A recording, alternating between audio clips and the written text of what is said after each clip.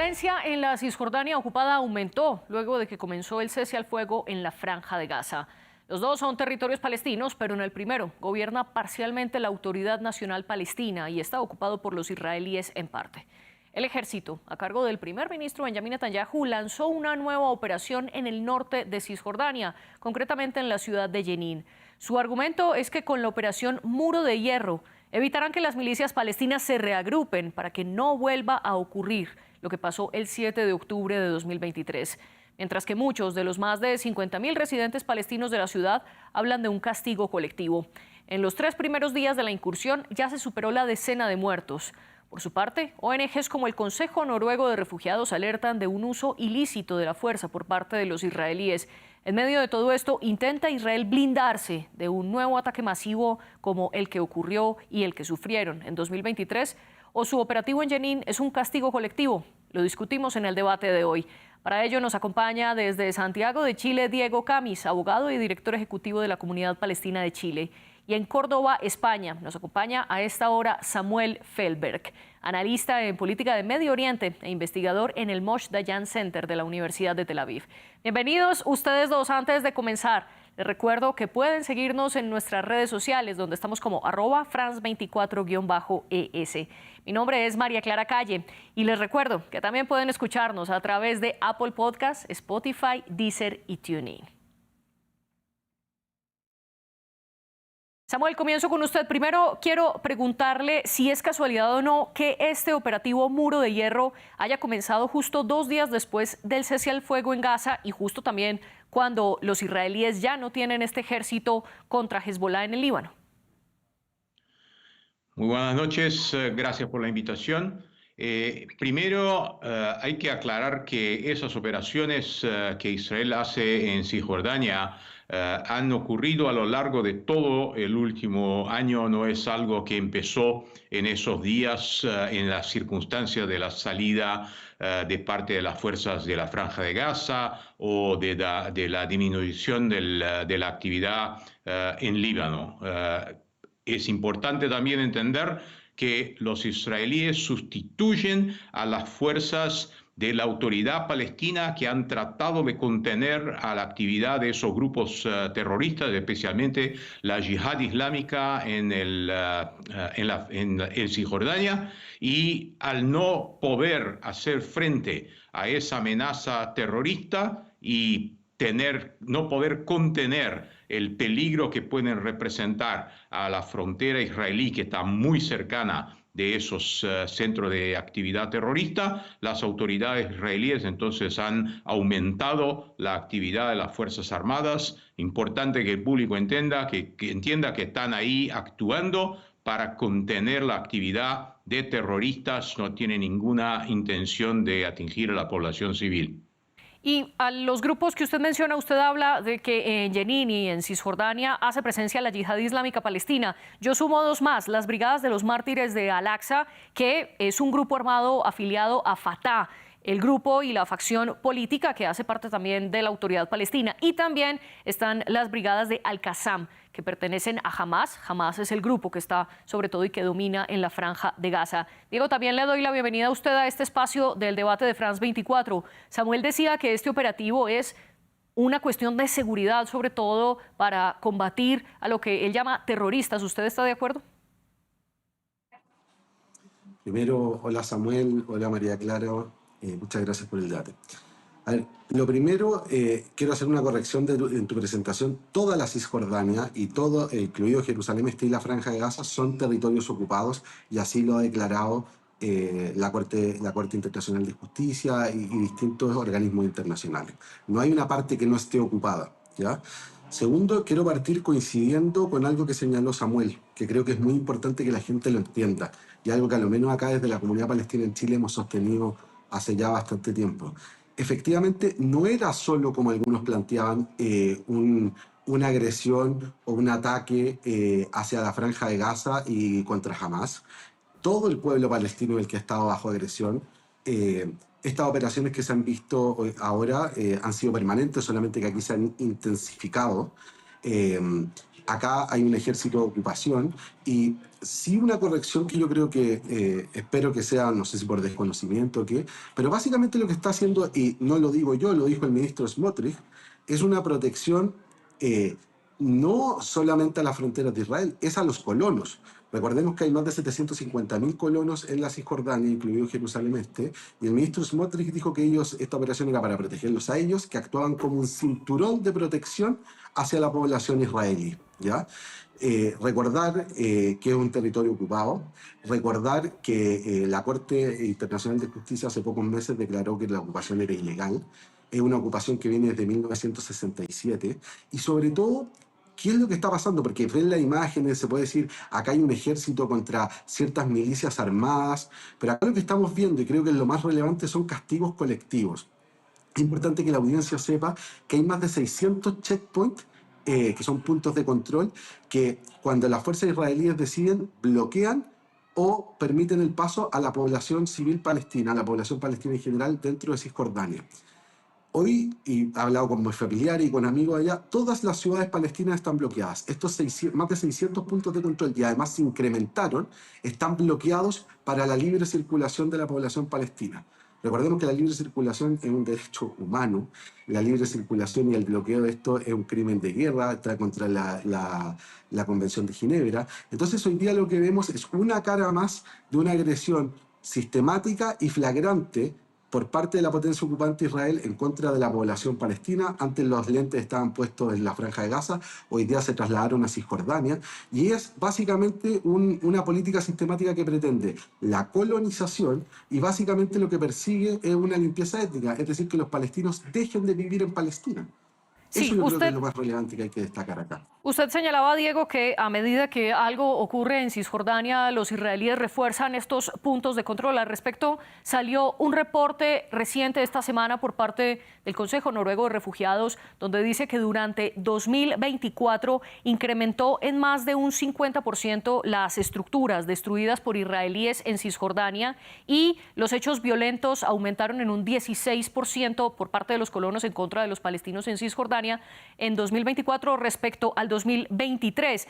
Si bien los dos coinciden en un punto, y es en señalar que esto ya viene de atrás, que la situación viene de atrás y los operativos también vienen de atrás, no son nuevos. Ahora el ministro de Defensa de Israel, Israel Katz, está diciendo, y esto lo cito de manera textual: la batalla contra el terrorismo palestino en Cisjordania está ahora en lo más alto de las prioridades de los militares y de Israel. Samuel, ¿a qué se debe esta prioridad? ¿Cómo entender esto? Y creo que no es difícil entender ese tipo de prioridad después de lo que ha pasado en el 7 de octubre.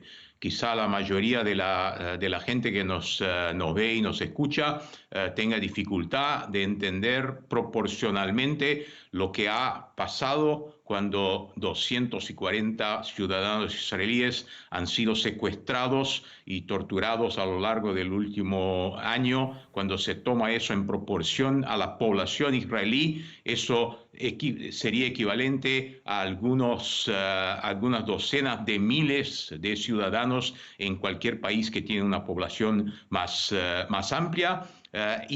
La tratativa de las fuerzas de seguridad son para eliminar la posibilidad de que vuelva a pasar algo así a partir de Cisjordania. Estoy de acuerdo con Diego que hay una discusión en relación a la legalidad del estatus legal de los territorios. Son territorios sobre los cuales hay una disputa jurídica desde el 1967, y no hay que tomar lo que dice el ministro Smotrich como una realidad. Es parte del juego político interno de Israel, y en los últimos días ha habido efectivamente un problema de violencia de los colonos israelíes contra los palestinos. Incluso un policía israelí ha intervenido y ha utilizado de violencia contra los colonos para defender a los palestinos. Así que hay muchos aspectos en el análisis de ese conflicto. y es muy complicado tomar lo que viene en los títulos de los principales noticieros. Y precisamente por eso estamos en este espacio, para poder entender estas complejidades de manera más profunda. Diego, quiero hacerle una pregunta. ¿Por qué, según usted, Israel Katz habla que Cisjordania ahora es una prioridad militar para Israel? ¿Y qué pasará entonces con Jenin? El primero, creo, Samuel hizo una aseveración que creo que es muy relevante porque tiene muchas implicancias jurídicas. Cisjordania, incluido Jerusalén Este y Gaza, no son territorios en disputa, son territorios ocupados y la legalidad internacional es bastante clara. Resolución 242, reiterada la 2334, etcétera, etcétera, en que Israel tiene que terminar su ocupación, tiene que salir de los territorios ocupados. Acá entendamos que hay un pueblo al cual se le han vulnerado todos y cada uno de sus derechos desde hace más de 76 años y hay un Estado que está totalmente al margen de la legalidad internacional. Viola sistemática y flagrantemente la legalidad internacional. Sobre lo que se dijo, en el fondo tratando de dar un contexto al 7 de octubre, primero, para que nadie piense algo distinto, yo condeno totalmente lo que fue el 7 de octubre y los atentados terroristas. Eso para que quede bastante claro. Pero existe, y Israel, al igual que todos los estados, tiene un derecho a la legítima defensa, pero existen límites, existen normas en la guerra. Por algo, la humanidad, después de duras experiencias como fue la brutalidad de la Segunda Guerra Mundial, se creó el derecho internacional humanitario, los derechos humanos. Y lo que nosotros presenciamos en Gaza, un genocidio que está siendo procesado Israel como Estado ante la Corte Internacional de Justicia, y existen órdenes de captura internacional por parte de la Corte Penal Internacional contra Netanyahu y Yoav Gallant, el que era ministro de Defensa de Israel en ese momento, es algo que vulneró abierta y flagrantemente todas las normas de derecho internacional. ¿Israel tiene derecho a defenderse? Sí, al igual que cualquier Estado. ¿Tiene derecho a cometer un genocidio sobre texto de esa legítima defensa? No, porque existen normas. Existen normas que regulan el uso de la fuerza y los límites, ¿ya? Sobre lo que estamos viendo hoy día en Cisjordania, yo creo que es, como les dije, es una política sistemática de opresión a la población civil palestina. Ya es discutible, o sea, ya es ilegal la presencia del ejército israelí en Cisjordania y en Jerusalén Este, ¿ya?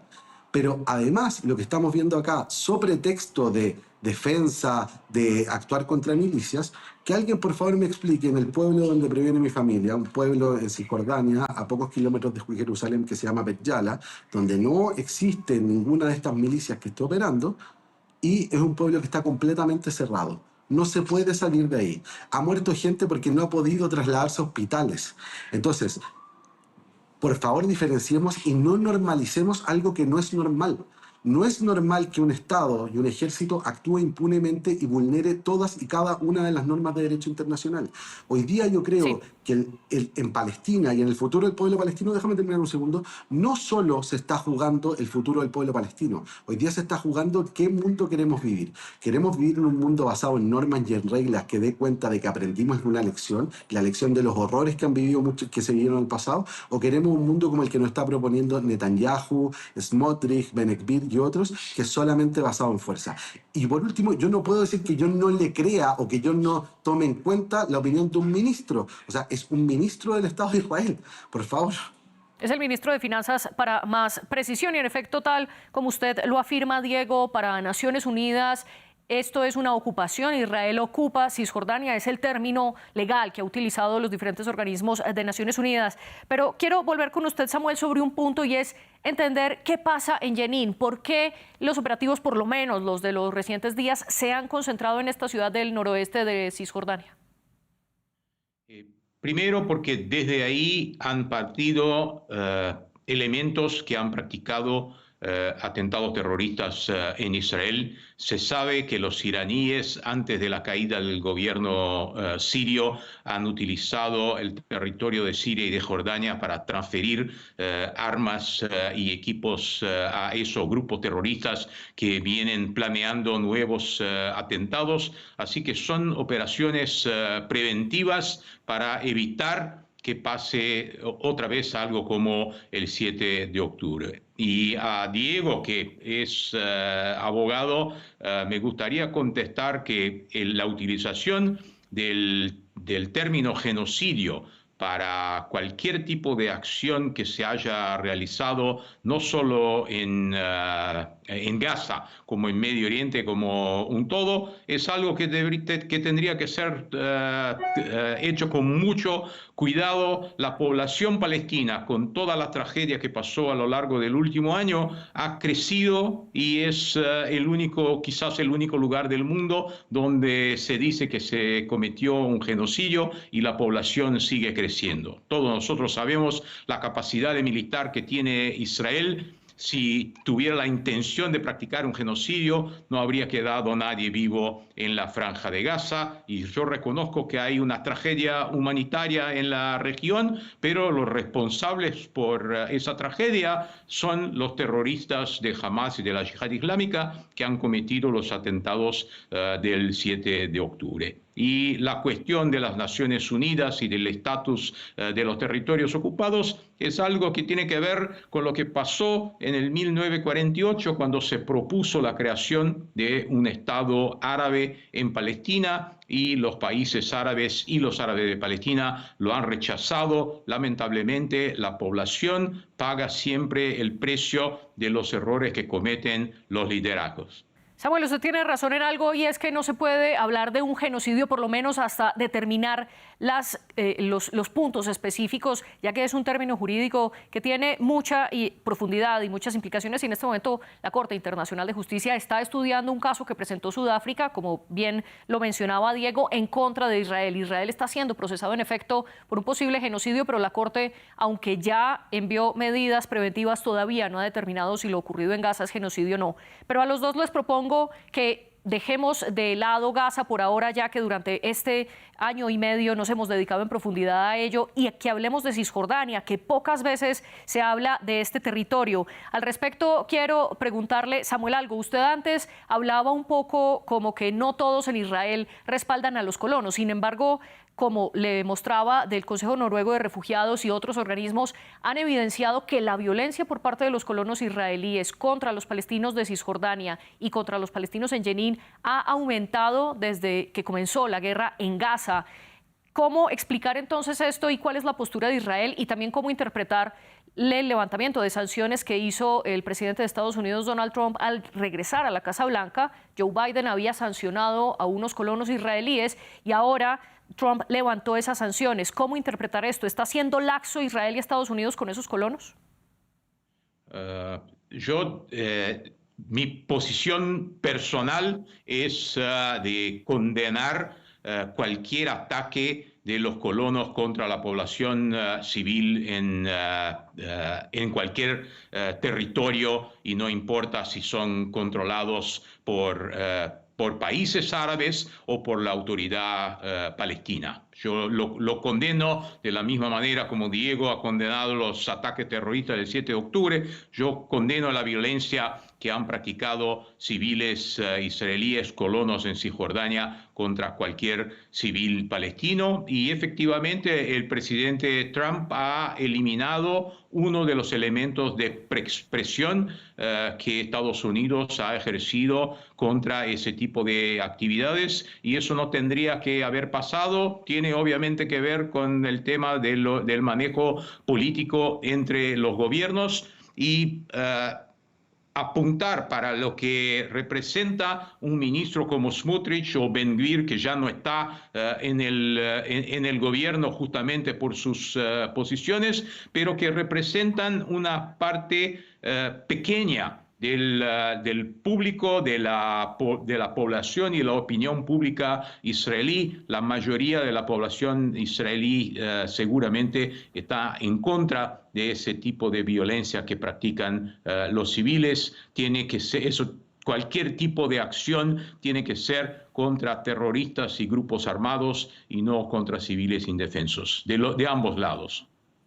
Diego, en este momento tenemos un problema con la conexión de Diego, Samuel, entonces quiero hacerle otra pregunta, y es el rol de la autoridad palestina. Discúlpeme que ya logramos reconectar a Diego, hemos tenido problemas con su señal. Diego, bienvenido de regreso una vez más. Le quería preguntar cuál es su postura de por qué este operativo se concentra en Jenin, qué significa esta ciudad, y qué respondería usted a Samuel frente a lo que él dice de los colonos israelíes. Yo primero necesito hacer ciertas precisiones porque en el fondo, por lo que se me dijo antes, yo acá claramente soy abogado, creo que lo que se configuró y lo que se ha configurado acá fue un genocidio, no se trata de un debate sobre eso y tengo argumentos jurídicos para defenderlo. Es claramente estoy de acuerdo, hoy día y por algo la Corte, no es un organismo pro-palestino, inició el proceso porque podría haberlo descartado de plano y se está investigando, y estoy de acuerdo que eso es lo que hay hoy día, se está investigando a Israel por el crimen de genocidio y es importante complementar que el primer ministro Netanyahu y el ex ministro de Defensa Gallant hoy día tienen orden de captura internacional por crímenes de guerra, ¿ya? Eso creo que es muy importante. Yo no puedo aceptar que lo que dijo Samuel, que el responsable de esto fue el ataque de Hamas. Lo condeno, fue horrible, pero el que haya un ataque, hay un principio que es la proporcionalidad. No puede haber respondido Israel en la forma en que respondió. Eso no es aceptable. Eh, Sí, a mí me interesa mucho, y creo que es muy importante, se lo quiero preguntar a Samuel. Él dijo que estaba en contra de la violencia de los colonos, eso me parece bastante bien, pero está en contra del proceso de colonización que se lleva en Jerusalén Este, en la Cisjordania y en las alturas del Golán, que son territorios ocupados, porque la colonización es un crimen de guerra. Y eso es muy importante finalmente para entender el marco de conversación. Él está a favor o en contra de que exista este proceso y que se estén cometiendo flagrantemente estos crímenes. Sobre por qué se está concentrando tanto la operación en Jenin, entiendo que hay un despliegue de efectivos mayores, entiendo que hay grupos milicianos que están operando allí, pero yo insisto, no quiero desviar el foco de allí. Y si esto fuera solo una medida en contra de grupos milicianos, insisto, y doy el ejemplo más cercano, que es la ciudad de origen de mi familia. ¿Por qué Bet Yala o cualquier otra ciudad donde no existen grupos milicianos hoy día está cerrada, donde las órdenes son abastecerse, donde no hay libertad de movimiento, donde ha muerto gente por no poder llegar a centros hospitalarios? Entonces, finalmente, lo que yo creo acá es que hay una excusa basada en esto, pero se funda en un ataque y en un ahogo constante a toda la población civil palestina. Y una corrección final sobre el genocidio es bastante claro, y por ejemplo se vio cuando Estados Unidos declaró el genocidio de los rohingyas, donde murió bastante menos gente, no se basa en la cantidad de gente que ha muerto, sino en la intención. Y para más, la foto de la persona que está mostrando en este momento en cámara, el presidente de Israel, el señor Herzog, que es de oposición a Netanyahu, dijo que se iban a tratar a todos iguales, que no iba a haber agua, que no iba a haber nada. Y eso, a efectos jurídicos, declara la intención de un genocidio. Eso es muy relevante y me interesa mucho si Samuel pudiera contestarme eso. Él está en contra del proceso de colonización que lleva Israel desde 1967 en los territorios ocupados, lo cual es un crimen de guerra. Samuel, adelante.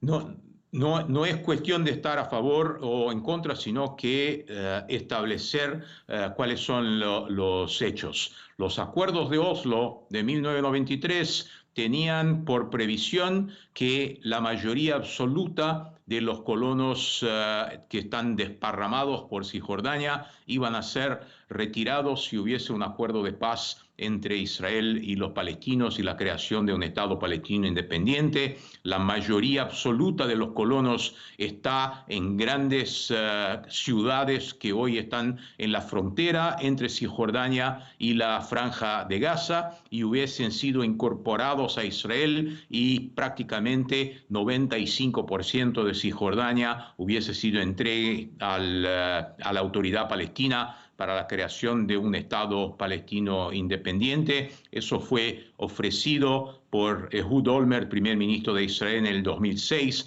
fue ofrecido por Ehud Barak en las negociaciones de Camp David en el 2000 y fueron ambos rechazados por el líder palestino, tanto Arafat cuanto Mahmoud Abbas. Así que la solución para el problema que presenta Diego estaría en un acuerdo que permitiría que la mayoría de los colonos israelíes se retirara de Cisjordania y se creara ahí una zona totalmente controlada por la autoridad palestina, pero una y otra vez los palestinos han rechazado también ese tipo de proposiciones. Cuanto a la cuestión de Diego sobre genocidio, yo solo quiero contestarle que efectivamente el genocidio está clasificado también como la intención de eliminar una población, pero de vuelta, cuando miramos a la capacidad militar de un país como Israel, si hubiese esa intención, los palestinos ya no existirían. Así que seguramente en ningún momento hubo cualquier intención de practicar genocidio contra la población palestina, aunque las víctimas de la guerra sean en número muy grande. Y otra vez más, la responsabilidad por ese conflicto en el último año seguramente es de los terroristas que lo han empezado. Les propongo de nuevo que pongamos los ojos sobre Cisjordania y concretamente hablemos del rol de la autoridad palestina, porque está siendo criticada y la están señalando de trabajar conjuntamente con Israel. Al respecto, por ejemplo, un palestino le dijo a las agencias que los soldados israelíes estaban poniendo barricadas de arena en la puerta del hospital gubernamental para que los heridos se tuvieran que trasladar al hospital de Al-Razi, donde la Autoridad Nacional Palestina los estaba deteniendo. Y también el Consejo Noruego de Refugiados añade que la escalada militar de Israel en Jenin coincide con los esfuerzos de la autoridad palestina por controlar y gobernar de nuevo en este territorio, en esta ciudad, en Jenin. ¿Usted qué opina, Diego? ¿Trabaja la autoridad palestina de la mano de Israel? Creo que voy a poder contestar tu pregunta y a la vez hacer la referencia a lo que decía Samuel, porque tienen mucho que ver. Si la intención, no me contestaste la pregunta sobre si estabas en contra o no del proceso de colonización, que es un crimen de guerra. Cuando se firman los acuerdos de Oslo, incluso ya la Autoridad Nacional Palestina, era algo que debía haber durado 5 años, lleva más de 30. ¿Ya? Los colonos israelíes, cuando se firma Oslo, no alcanzaban los 300.000, hoy día tenemos más de 750.000. ¿Ya? Acá Israel no hay una obligación de las partes de negociar. La vulneración de la legalidad internacional es la ocupación. La ocupación es lo que es ilegal. ¿Pueden las partes negociar? Claro, pero acá la obligación de Israel, más que es un Estado miembro de Naciones Unidas y cuando fue aceptado se comprometió a respetar todas las resoluciones, es el fin de la ocupación. El fin de la ocupación tampoco implica poder alcanzar una paz justa y duradera, porque acá hay 3 puntos que son muy claros y que son violaciones flagrantes de la legalidad internacional, y para mí esto no es un conflicto difícil, es un conflicto de fácil resolución mediante la implementación de la legalidad internacional. Fin a la ocupación, una solución justa al tema de los refugiados y igualdad a los ciudadanos palestinos del Estado de Israel. La Autoridad Nacional Palestina, el verdadero representante de los palestinos, es la Organización para la Liberación de Palestina, la OLP. La OLP es la que firma los acuerdos de Oslo y crea este ente transitorio, porque debió durar no más de 5 años, y dependiente de la OLP, que es la Autoridad Nacional Palestina. Hoy día la Autoridad Nacional Palestina, y lo otro que yo quiero aclarar que es muy importante, yo acá no defiendo posiciones, sino que defiendo o bandos, yo defiendo principios. Yo puedo actuar y opinar de manera totalmente independiente y creo que el cumplimiento de la legalidad internacional tiene que ser el camino y además tiene que ser pedido y respetado por todos. Y por lo tanto nosotros como comunidad, por ejemplo, hicimos una declaración pública criticando a la Autoridad Nacional Palestina por el cierre de Al Jazeera, porque encontramos que es un atentado flagrante a la libertad de prensa. Diego, discúlpeme, lo interrumpo para poner en contexto esto. Para poner en contexto esto, Al Jazeera estaba cubriendo los operativos que la Autoridad Nacional Palestina estaba desarrollando en Jenin en contra de milicias palestinas y la Autoridad Nacional Palestina determinó que Al Jazeera no estaba haciendo un cubrimiento por igual a todas las partes y que estaba promoviendo más un discurso y decidió cerrar las oficinas de Al Jazeera en Cisjordania. Diego, pero usted no me responde a mi pregunta. ¿Cree que la Autoridad Nacional Palestina está trabajando de la mano con los israelíes? A ver, no estoy en el terreno, no puedo decirte exactamente lo que está pasando en Jenin, lo que está pasando en Belén, lo que está pasando en Ramallah. Lo que sí es claro y es oficial es que existen, a razón de los acuerdos de Oslo, existen acuerdos de coordinación de seguridad entre la Autoridad Nacional Palestina e Israel. ¿Cuáles son los límites de ello?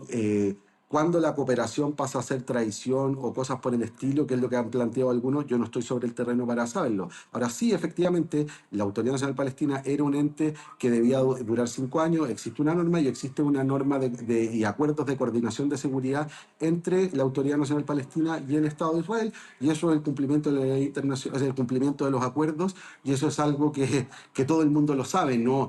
siempre han cooperado juntos. ¿Hasta dónde, cuándo eso deja de ser algo que en el fondo o pasa a ser algo éticamente reprochable en la situación en concreto? No estoy allá para poder decirte si efectivamente eso es así. Ahora, que han trabajado juntos y que cooperan, eso es algo de público conocimiento, hay acuerdos suscritos sobre ello. Sí, y aquí un par de datos de contexto. En agosto y septiembre del año pasado, Israel lanzó una incursión de 10 días sobre Cisjordania y allí mató a 39 personas. Luego, en diciembre del 2024, la Autoridad Nacional Palestina lanza otro operativo contra milicias palestinas en Jenin. Y ahora estamos viendo este nuevo operativo de Israel denominado el Muro de Hierro. Samuel, ¿usted cree que las fuerzas de Israel y la Autoridad Palestina están trabajando juntas o se necesitan de alguna manera? Por supuesto que trabajan juntas porque el enemigo es un enemigo común.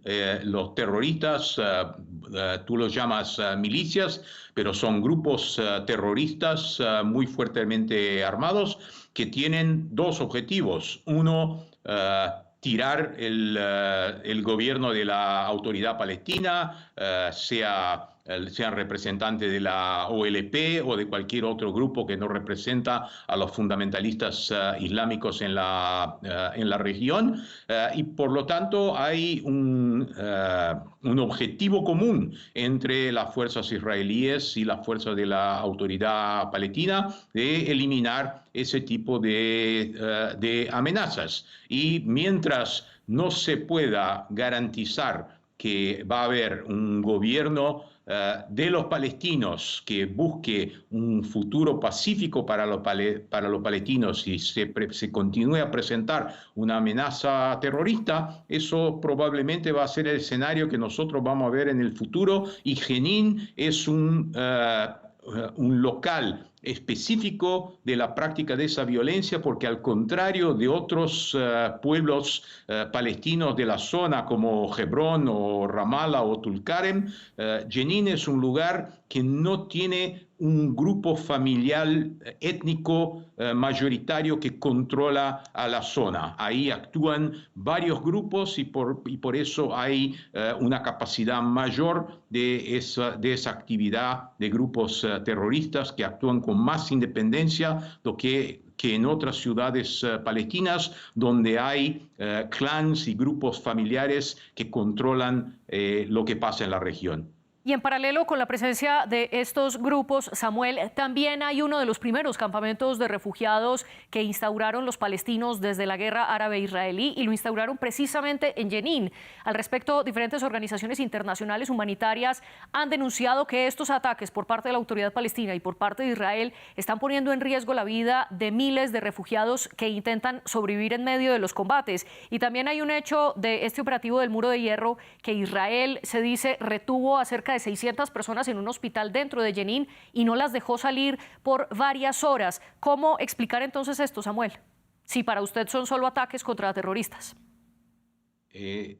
¿Tú prefieres que no mencionemos Gaza y hablemos de Cisjordania? Pero hay un paralelo entre los dos casos. Se ha demostrado claramente que durante la guerra en Gaza los terroristas han ocupado hospitales, escuelas, mezquitas y utilizado esas instalaciones con la protección de civiles para actuar contra las fuerzas israelíes. Y eso pasa también en Cisjordania, en Jenin y en otras ciudades. Eso ha pasado lamentablemente en Belén durante la segunda intifada. Así que es un instrumento que utilizan los terroristas, utilizando no solo rehenes palestinos para defenderse, como también las instalaciones civiles que deberían estar protegidas de ese tipo de acción.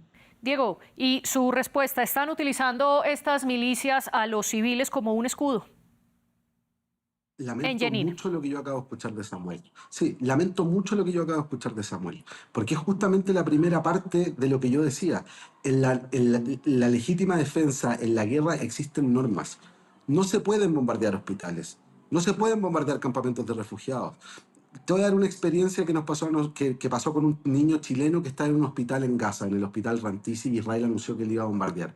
Aquí hubo mucha movilización, hubo esfuerzos del gobierno chileno para que no se bombardeara ese hospital, porque había un niño chileno dentro en un hospital pediátrico, ¿ya? Desconozco si en Jenin, en ese lugar, había o no, pero aunque los hubiera, no son objetivos válidos en una guerra el sacrificar a todos los civiles que pueden estar ahí adentro por perseguir un objetivo militar. Finalmente Israel bombardeó el hospital, gracias a la providencia sobrevivió este niño chileno y luego tuvo que salir, que estaba en condiciones de hospitalizado, le dijeron que tenían horas para salir de la ciudad de Gaza y caminar al sur de Wad Gaza. Esa yo creo que es la principal diferencia. Uno puede aceptar la legítima defensa, uno puede aceptar situaciones donde la violencia es legítima, Sí. existen normas para ello, pero con reglas, y eso es muy importante. El fin no justifica los medios. Tú no puedes bombardear un hospital, tú no puedes bombardear un campamento de refugiados, tú no puedes hacer eso, aunque dentro de él, y desconozco en los casos que estaba hablando si habían o no, hayan habido objetivos legítimos, porque eso Diego, no está permitido. discúlpame, lo interrumpo porque guerra se y nos la acaba el autodefensa tiempo y tienen normas. quiero la última pregunta muy concretamente. Samuel, comienzo con usted. ¿Estos operativos significan una cuestión de seguridad para Israel o un castigo colectivo? En 30 segundos. Los israelíes han hecho todo lo que podían para evitar las víctimas civiles. Cuando había actividades terroristas en hospitales, escuelas o mezquitas, se ha avisado a los civiles que salgan de esos locales porque el objetivo de los ataques son los terroristas y no los civiles. Eso ha pasado en prácticamente todos los casos. Lamentablemente, los civiles están en el medio de una guerra y son víctimas que solamente podemos lamentar. Diego, muy brevemente, ¿cuestión de seguridad o castigo colectivo?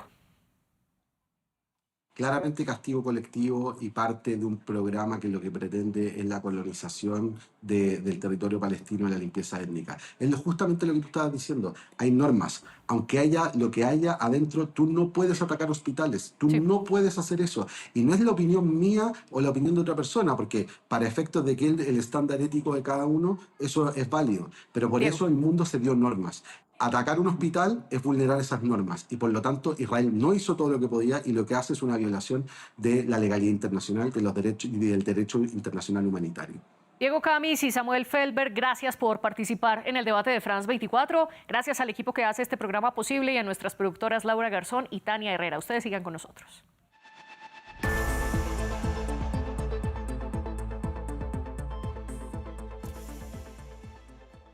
Un viaje político, social y cultural por el viejo continente. El panorama de la actualidad y la diversidad de una región decisiva en el mundo. Cada 15 días, asómese con nosotros a Europa. Acompáñenme en Ventana Europa en France 24 y France24.com.